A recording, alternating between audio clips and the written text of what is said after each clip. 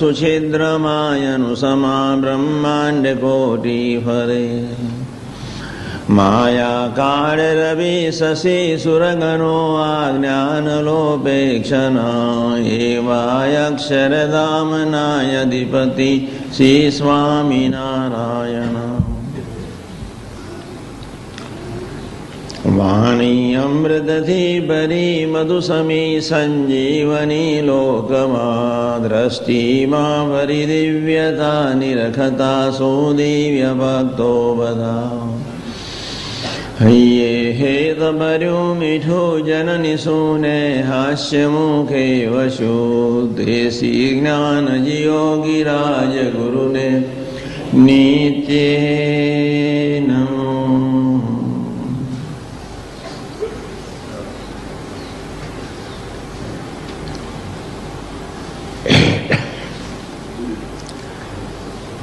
વીસ મિનિટ એક વાત તમારી આગળ મૂકી લઉં છું.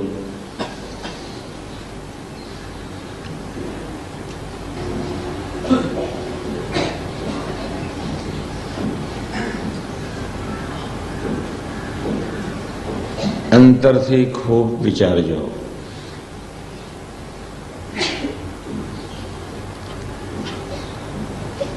વીસ વર્ષ સુધી એક ધારો વિજ્ઞાન સ્વામીનો ભીડો હોવા છતાં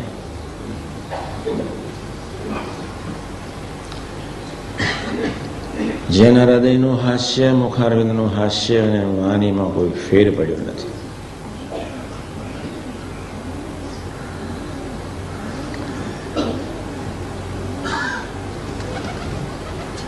તમારી પાસે એટલી જ અપેક્ષા છે કે હવે આપણે બોલતા શીખીએ.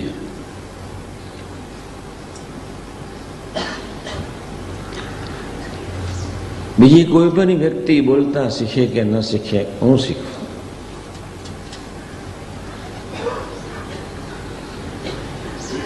વિજ્ઞાન સ્વામીજી એવા સાધુની આગળ વાણીમાં મીઠાશ કોઈ સંજોગોમાં છોડ્યો નથી. નિર્ગુણ સ્વામીજીની ઉતાવળી પ્રકૃતિ, સાત્વિક પ્રકૃતિની આગળ પણ વાણીનો મીઠાશ બાપાએ કોઈ સંજોગોમાં છોડ્યો નથી. હજારો રજપૂત ગરાસિયાઓની કાઠી ગોળીની ઉપેક્ષા હોવા છતાંય, દરબારોની ઉપેક્ષા હોવા છતાંય વાણીનો વિવેક, વાણીની વિનમ્રતા, વાણીનો મીઠાશ બાપાએ છોડ્યો નથી. શાસ્ત્રીજી મહારાજના સુધામ ગયા પછી એમની રીતે હજારો નહોતા વર્તતા, છતાંય ક્યારેય વાણીનો વિવેક, મીઠાશ, પ્રેમ છોડ્યો નથી. એમની રીતે કોઈ વર્તે કે ન વર્તે, એમની બ્રહ્મ દ્રષ્ટિ, પ્રેમાળ દ્રષ્ટિ નિરંતર રહી છે.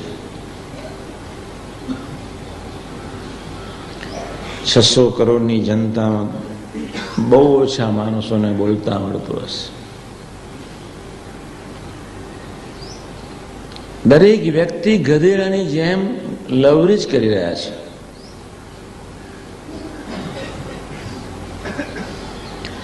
વાણી એ આત્માનું દર્શન છે.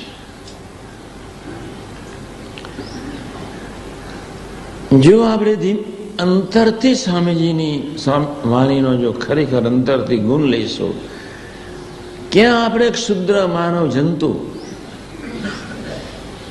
અને ક્યાંય અનંત મુક્તોનું પ્રાણ સમાન એ અક્ષરધનનું સ્વરૂપ ગુણા યોગીજી મહારાજ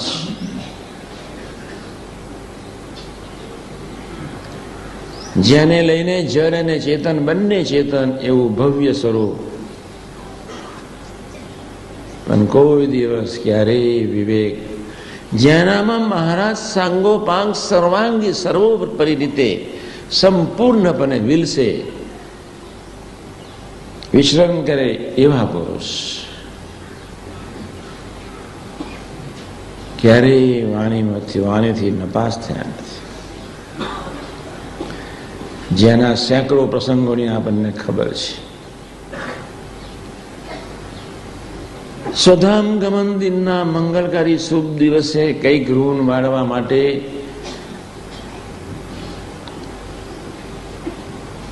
કઈક બુદ્ધિઓ ગમની પાસેથી પ્રાપ્ત કરવા માટે હું એમ નથી કહેતો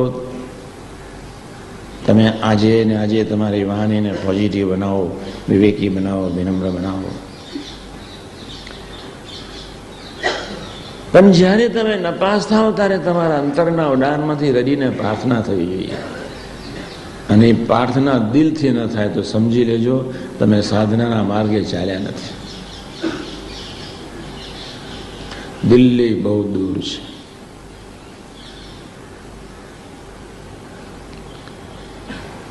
એ સહેજ સંકલ્પ જો મનુષ્ય ભાવનો ઉઠે તો અંતરના ઉડાનમાંથી રુદન શરૂ થાય.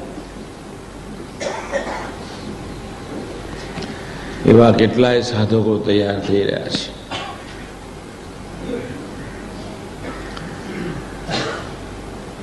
આપને જ્યારે સ્વામીજી સાથેનો સંબંધ વધારવો છે ત્યારે જેમ જેમ સંબંધ વધતા જઈશું, જેમ જેમ ભૂલકોની ભાવનાથી જીવતા જઈશું, તેમ તેમ બુદ્ધિયોગ આવશે, તેમ તેમ મહિમા પ્રધાન વાણી, પોઝિટિવ વાણી તો થશે. આંખ બંધ કરી શકાશે, કાનને કદાચ બંધ કરી શકાશે, વાણીને બંધ નહીં કરી શકાય.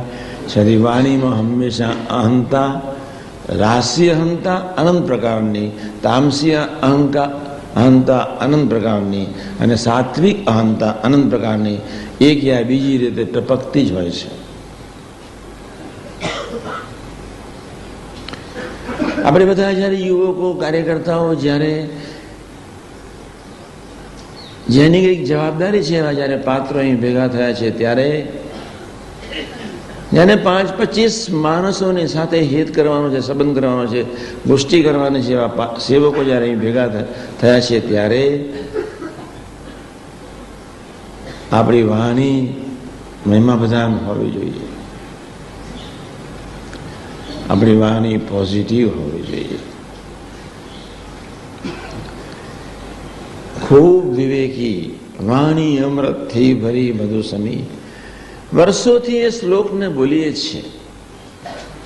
અંતરના ઉડાનથી પ્રાર્થના કરી નથી, અંતરના ઉડાનમાંથી ગુણ લીધો નથી. 2 પૈસાની બરકત ન હોવા છતાંય, અંતર સૂનું હોવા છતાંય, અંતરમાં કામક્રોધની વરાળ હોવા છતાંય, અંતરમાં એ પટાંગર પર ચિત્તના ભૂરા વિચારો ને ભાવો, સપનો હોવા છતાંય આપણે કેવી રીતે આવો સંબંધ થયા પછી પણ પટલ થઈ શકીએ?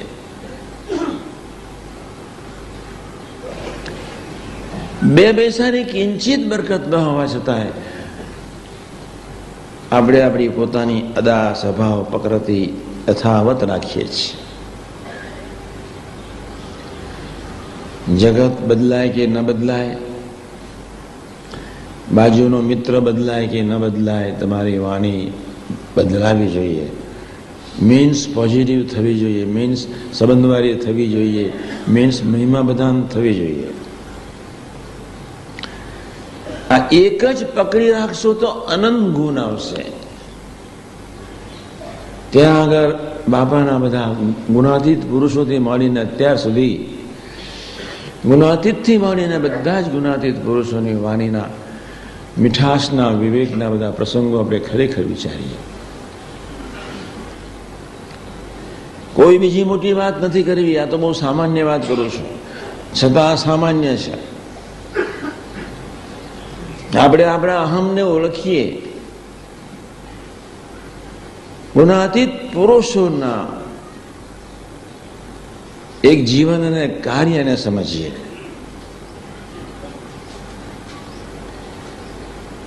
એની ખાનદાનીને સમજીએ.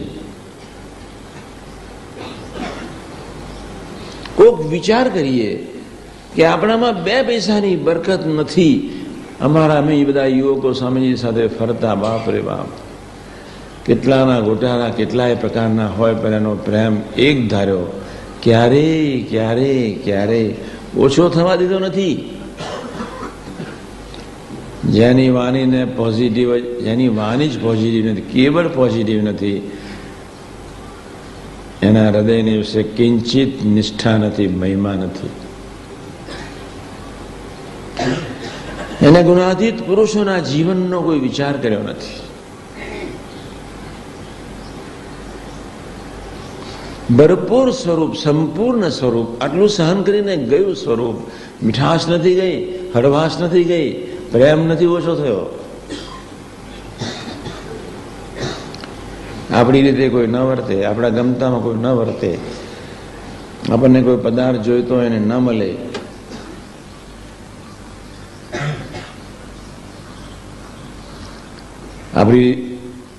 આપણી રીતે કોઈ આપણને હેત ન કરે, આપણા હૃદયના ભાવો કેટલા બધા બદલાઈ જાય છે. હું લીડર્સ ટાઈપના સેવકોને વાત કરું છું. કોઈ પણ પ્રદેશના લીડર થવું સહેલું છે. અહીંયા બધા ડિપાર્ટમેન્ટલ હેડ્સ થવું સહેલું છે. મધ્ય 41 પ્રમાણે સેવા કરવી એ કઠિનમાં કઠિન સાધના છે. 5000 માણસને નહીં, 5 લાખને